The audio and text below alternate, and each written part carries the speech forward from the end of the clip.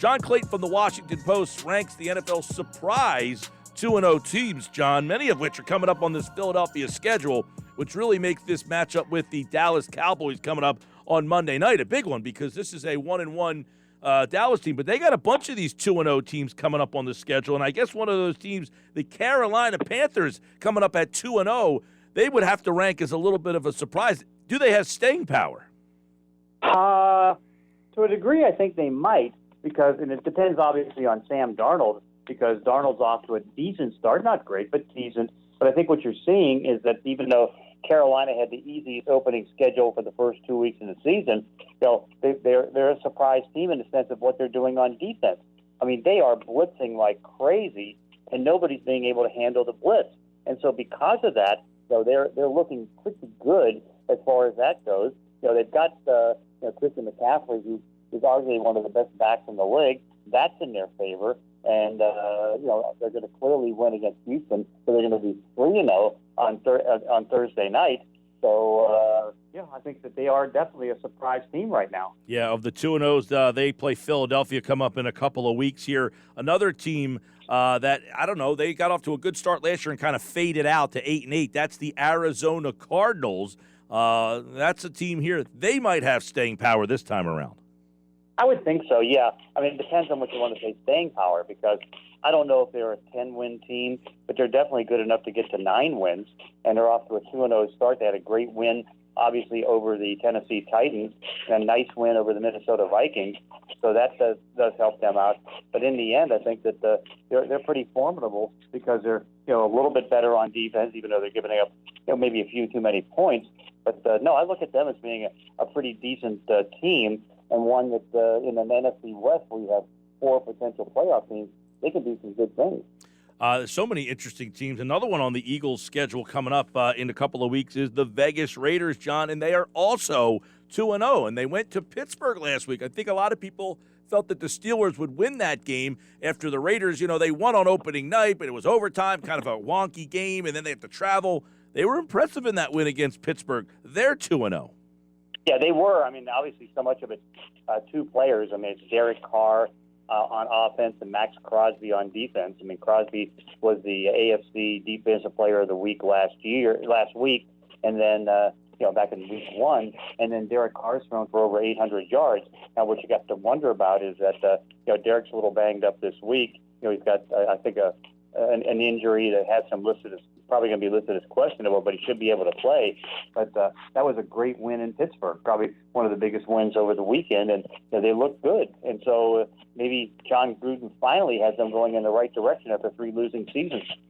Talk with John Clayton. The 2-0 teams, a lot of them, as we talked about earlier on this schedule, appear on Philadelphia's schedule. Another one of those teams they just played, and that's the San Francisco 49ers. Now, that game was 17-11. Philadelphia had a lot of chances, missed opportunities. They had the 91-yard pass. They couldn't get in. They scored a touchdown. They got called back because the receiver stepped out of bounds. A lot of stuff that didn't go their way, but San Francisco's 2-0, and they came across the country. They won both games on the road, and they get to come back home now. So San Francisco looks like a team that could hang in there with that 2-0 start. It looks for real. They could, but again, and you watched this last year with the Eagles, injuries are going to play a big role, and they already have. I mean, the fact that they only get 17 points, and part of that is because they end up losing 5 running backs in that game. So they had the top 2 running backs on injured reserve. Hasty, who is filling in as the number 1 back. I mean, he gets a high ankle sprain, so he's going to probably go on injured reserve. And then the other 2 running backs were hurt. I mean, they were down to Trenton Cannon at running back.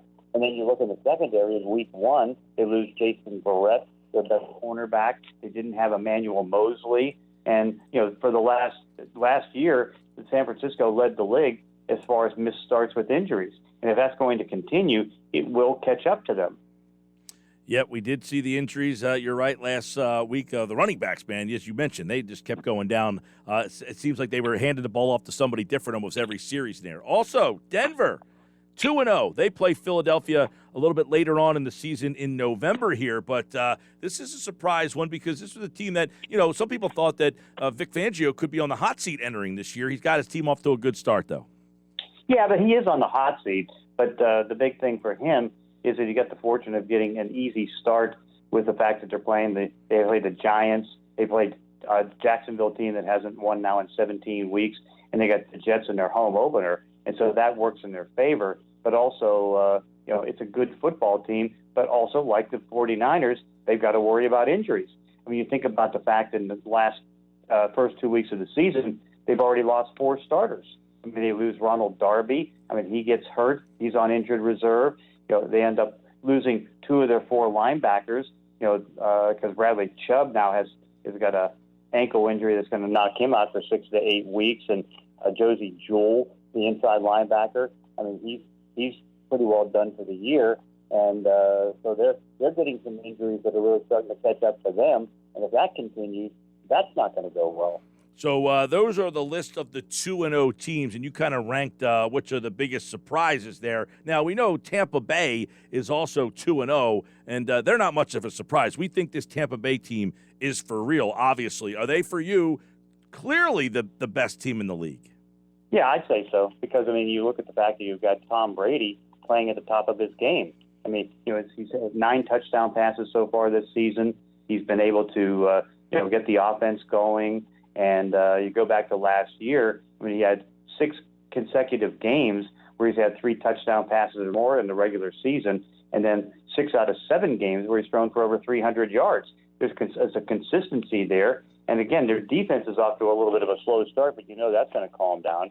But no, I think right now they are the best team. Even though they're 1-1, Kansas City, I think, is still the second best team.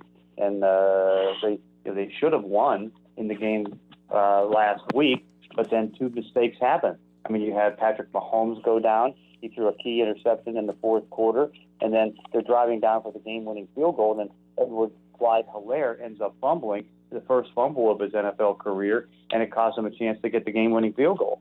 It's funny because I just did my Find 5 Ugly 5, 5 best 5 worst. I also have Tampa, Kansas City. I do have the 49ers. I like them, even though they're banged up. I like their play calling. I like their coach. I went with Buffalo, number 4, and then another 2-0 team, the Rams, at number 5. And the Rams team this year is obviously a little different with Matt Stafford.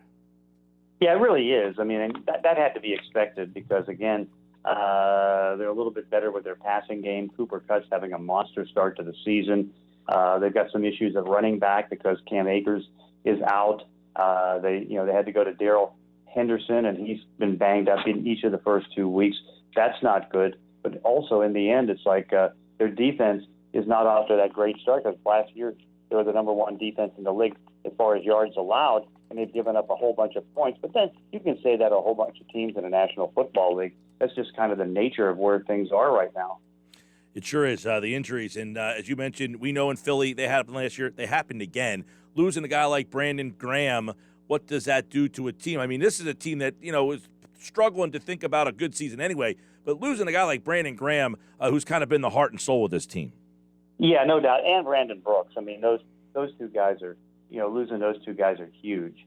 And so, again, is it an attrition? And again, we're seeing it league-wide and how it's going to affect things because obviously, I mean, that the Eagles, as good as they are on defense for talent, they can't afford to have a whole bunch of injuries, and losing Graham takes away a great pass rusher, and so that does hurt.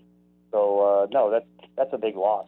I want to take a look a little deeper because in the NFC West where there was San Fran, the Rams, Arizona, Seattle loses at home last week. How surprising was the way that game kind of finished with Tennessee really coming back from behind to win at Seattle like that? Yeah, it was surprising, no doubt about it, because, again, you figure with fans in the stands, I mean, Seattle has a big advantage because of the way they are with their fan base and, they're looking better on defense, but then things just started falling apart.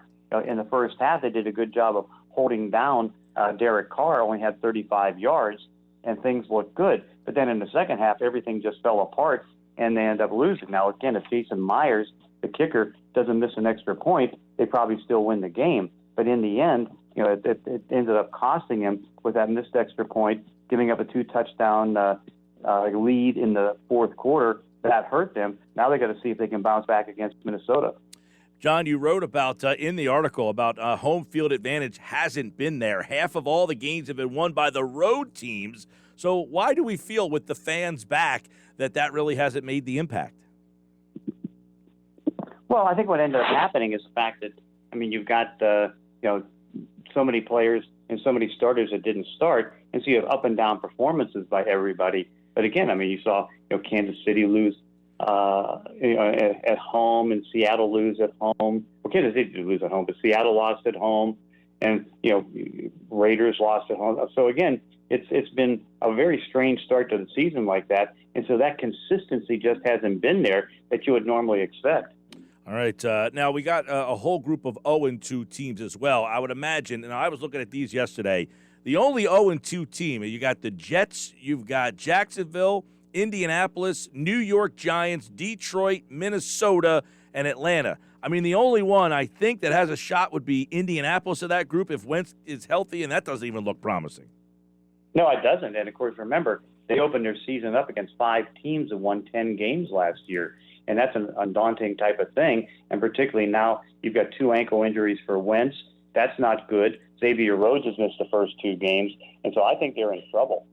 All right. Obviously, week 3, it's a big NFC East one, Monday Night Football, Eagles and the Cowboys. How meaningful is this week 3 NFC East battle with these 2 teams 1-1? Is it, the Eagles don't play another division game, John, until November the 28th. Wow. So I think it's vital because, again, it's like, I think Dallas has the best chance to win the division because they've got Dak Prescott and all the offensive weapons. And so, you don't want to put them in a position to start running away with the division. And obviously it's going to be, tough for the Eagles to stay in there, particularly with the changes that they made this offseason and everything else, and still going with a young quarterback. And you notice the young quarterbacks have been up and down and a lot of times down. I mean, certainly it was great for Jalen Hurts in week 1, wasn't as great in week 2.